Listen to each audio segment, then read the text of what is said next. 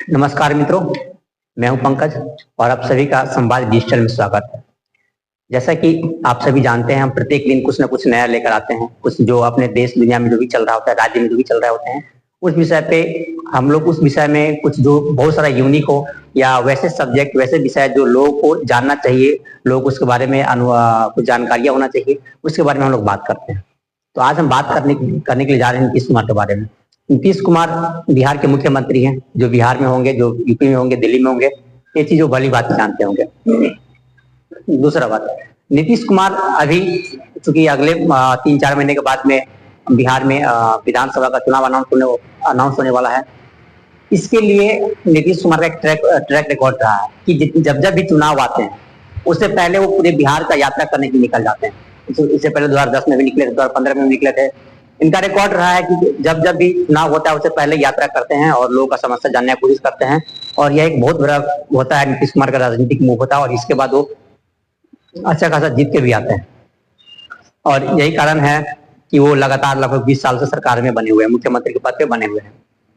तो आज हम लोग बात करने जा रहे हैं कि मुख्यमंत्री का भी जो प्रगति यात्रा था, प्रगति यात्रा जिसका दूसरा चरण था, वो 2 चरण खत्म हो चुके हैं और 1 चरण और 2 चरण में बहुत सारे वादे किए गए थे जनता के द्वारा। जनता से नीतीश कुमार ने बहुत से वादे किए थे। उन वादों को पूरा करने के लिए कल परसों यानी 10 जनवरी को मीटिंग किया गया मंत्रिपरिषद का और उस मंत्रिपरिषद ने उसमें से जो वादे किए गए थे उस 21 वादों पे मुहर लगाए हैं, जिसमें लगभग राज्य सरकार के 3000 करोड़ रुपए का 3000 करोड़ खर्च होंगे, जिसमें बहुत से डिसीजन लिए गए हैं जो बहुत ज्यादा महत्वपूर्ण है। हम लोग उस डिसीजन के बारे में बात करने हैं। जैसे कि पहला लोगों का मांग ही था कि जो गन्ना प्रति क्विंटल है उस पर 10 रुपये बढ़ा दिया जाए। नीतीश कुमार ने इससे भी हामी भरा और मंत्रिपरिषद जो कैबिनेट मंत्री होते हैं, मीटिंग होते हैं, इसमें इस चीज को मंजूरी दिया। 10 रुपये तो हर एक क्विंटल बढ़ा दिया, लेकिन इसका परिणाम क्या हुआ कि जो राज्य के खजाने हैं उस पे 70 करोड़ का अधिक सरकार को पे करने पड़ेंगे। जो सरकारी खर्च होंगे पैसे वो 70 करोड़ के आसपास खर्च होंगे। दूसरा है पूर्वी बूढ़ी गंडक नदी पे एक पुल बनना था, बनवाने के लिए बहुत से समय से आंदोलन भी चल रहा है। वहाँ का जो ग्रामीण जो लोकल लोग हैं, जो स्थानीय लोग हैं, बहुत से आंदोलन भी किए। उस आंदोलन को और उस बात को समझते हुए नीतीश कुमार ने बूढ़ी गंडक नदी पे एक पुल का प्रस्ताव रखा है। उसको जो बिहार कैबिनेट है उसने मंजूरी दे दिया गया है। वो पुल बनेगा बूढ़ी गंडक पे, कहाँ पे? पूर्वी चंपारण के मेसी में बनेगा। दूसरा है सारण में तटबंध बनवाना था। कुछ बहुत पॉपुलर मांग था सारण के तटबंध को सुदृढ़ करना। इसके लिए भी कैबिनेट ने मंजूरी दे दिया है और इस पे लगभग 351 करोड़ रुपए खर्च होंगे और इसका मंजूरी भी सरकार ने दे दिया है। अगला है सिवान में एक मेला लगता है, मोहनिया बाबा मेला। वहाँ के स्थानीय लोगों का मानना था और बहुत लंबे समय से वहाँ के स्थानीय लोग प्रयासरत थे कि इसको राजकीय दर्जा मिल जाए। तो इस मेला को भी क्या किया गया है, इस कैबिनेट के द्वारा राजकीय दर्जा दिया गया है। एक और है कि सभी जिलों में जो बालिका हैं, जो लड़कियां हैं, है ना, लड़की का बेहतर स्कूलिंग के लिए, बेहतर शिक्षा के लिए सभी राज्य के सभी जिला में एक सावित्रीबाई फुले हॉस्टल का निर्माण किया जाएगा। वहां पे छात्राएं जाके रहेंगी और वहां पे पढ़ेंगे। ये हॉस्टल कुछ इस तरह से होंगे कि पहले भी जैसे राज्य के सभी जिले में लगभग अंबेडकर हॉस्टल है, फिर जयप्रकाश नारायण हॉस्टल है। जो समाज के विभिन्न वर्ग के जो लोग हैं, जो गरीब परिवार के बच्चे हैं, वो वहां पे जाके शिक्षा ग्रहण करते हैं, वहां पे जाके पढ़ाई करते हैं। वो आवासीय व्यवस्था होता है वहां पे। उसी तरह का एक सावित्रीबाई फुले हॉस्टल का प्रस्ताव रखा गया है और राज्य के सभी जिले में इसका निर्माण किया जाएगा। और जैसे कि हमने बात पहले कर चुके हैं कि इस जो प्रगति यात्रा 2 है, इस पे लगभग 3000 करोड़ का खर्च आने वाला है। इसमें कुल 21 वादे पर अभी जो कैबिनेट ने मंजूरी लगा दिया है और भी जो वादे हैं जो सरकार के द्वारा किया गया है, उस पे जब अगला कैबिनेट का मीटिंग होगा तो उसमें जो ये थे एस सिद्धार्थ हैं, जो कैबिनेट सचिव हैं, उन्होंने बताया कि बाकी जो यात्रा होंगे तो बाकी यात्रा का जो विश्लेषण किया जाएगा, खर्च किया जाएगा, जो मुहर लगेगा वो अगले मीटिंग में किया जाएगा। इसके बाद एक और सबसे महत्वपूर्ण चीज यह है कि वैशाली और सीतामढ़ी का जो क्षेत्र, इसको औद्योगिक क्षेत्र डिक्लेयर किया गया है। अब ये बहुत ज्यादा महत्वपूर्ण बात है क्योंकि हम जानते हैं कि बिहार एक इंडस्ट्रियल स्टेट है नहीं, है ना।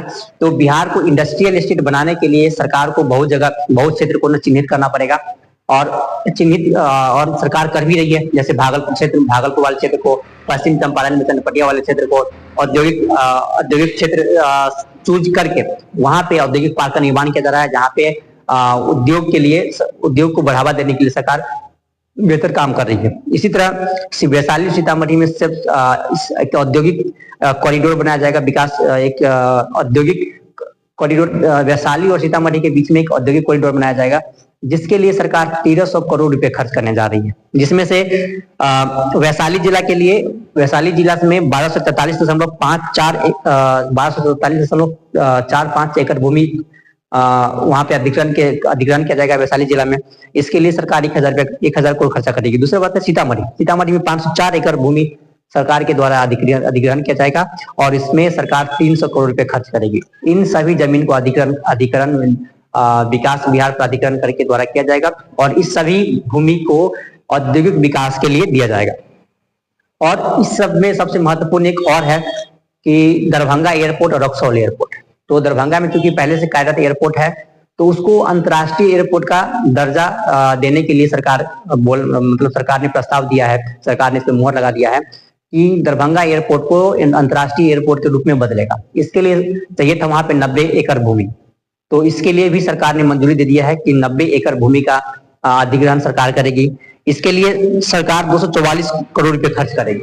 दूसरा बात है कि बहुत लंबे समय से मांग रहा है रक्सौल में एयरपोर्ट बनाने का, क्योंकि रक्सौल एक अंतर्राष्ट्रीय मार्केट हो जाता है बिहार, क्योंकि जो नेपाल से सीमा साझा करता है। क्योंकि हम रक्सौल से जैसे ही निकलते हैं 5 किलोमीटर दूर जाते हैं, अगर उत्तर में जाते हैं तो नेपाल आ जाता है, क्योंकि और ये बहुत बड़ा क्षेत्र है। रक्सौल में जो क्षेत्र है बहुत बड़ा, पूरा पूर्वी चंपारण कवर करता है, पश्चिम चंपारण का बहुत बड़ा क्षेत्र कवर करता है, सीतामढ़ी का बहुत बड़ा क्षेत्र कवर करता है। तो यहाँ और अंतर्राष्ट्रीय इंटरनेशनल मार्केट भी है, यहाँ पे बहुत बड़ा संस्था भी बना हुआ है। तो उन सब के लिए लगभग बहुत दिनों से मांग है कि यहाँ पे एक एयरपोर्ट का निर्माण किया जाए। अब जाके कहीं सरकार अपने 20वें साल में जाके सरकार ने इस चीज को माना है, और रक्सौल में एयरपोर्ट के लिए जमीन अधिग्रहण करने के लिए प्रस्ताव दे दिया है। और इस जमीन के लिए मतलब एयरपोर्ट की जमीन के रक्सौल में 139 करोड़ एकड़ जमीन अधिग्रहण किया जाएगा, जिस पर 260 करोड़ रुपए खर्च करेगी। तो ये रहा हमारा जो प्रगति यात्रा 2 था, और इसमें जो कुछ महत्वपूर्ण डिसीजन लिए गए हैं सरकार के द्वारा, उस पर हमने बात किया। अगर हम इसका विश्लेषण करें, बहुत बड़े स्तर पर विश्लेषण करते हैं, तो ये चीज क्योंकि नीतीश कुमार को ये चीज कब सूझा है, जब ये अपने 20वें साल में आ गए हैं तब सूझा है। नीतीश कुमार ये सब चीज आज से 10 साल पहले भी करती तो नतीजा कुछ और होता, लेकिन नीतीश कुमार ने इस सब पे ध्यान नहीं दिया। क्योंकि आज अगर अभी का जो परिदृश्य देखते हैं, राजनीतिक परिदृश्य देखते हैं, तो नीतीश कुमार कहीं ना कहीं कमजोर नजर आते हैं। इसलिए नीतीश कुमार अच्छा खासा इन्वेस्टमेंट करवा रहा है और अच्छा खासा यात्रा पे लगे हुए हैं। वैसे भी जैसा हमने पहले ही बात किया है कि नीतीश कुमार का एक रिकॉर्ड है, जब कभी भी वो चुनाव आता है तो चुनाव से 5 महीना 6 महीना पहले वो निकल पड़ते हैं पूरे राज्य भर के भ्रमण में, और हर एक ब्लॉक में, हर एक जिला में जा जाकर समीक्षा करते हैं, क्या नहीं हुआ, क्या बाकी रह गया है, और ऐलान कर देते हैं। जो भी काम बाकी रह जाता है उसका ऐलान कर देते हैं। और यह एक बहुत बड़ा कारण होता है कि नीतीश कुमार लगातार चुनाव जीत कर मुख्यमंत्री पद पे आसीन है। तो इस विषय में, प्रगति यात्रा के विषय में इतना ही। अगर इस पे और भी कुछ अपडेट होता है तो आपके साथ इस पे बात करेंगे। फिलहाल के लिए इतना ही। धन्यवाद।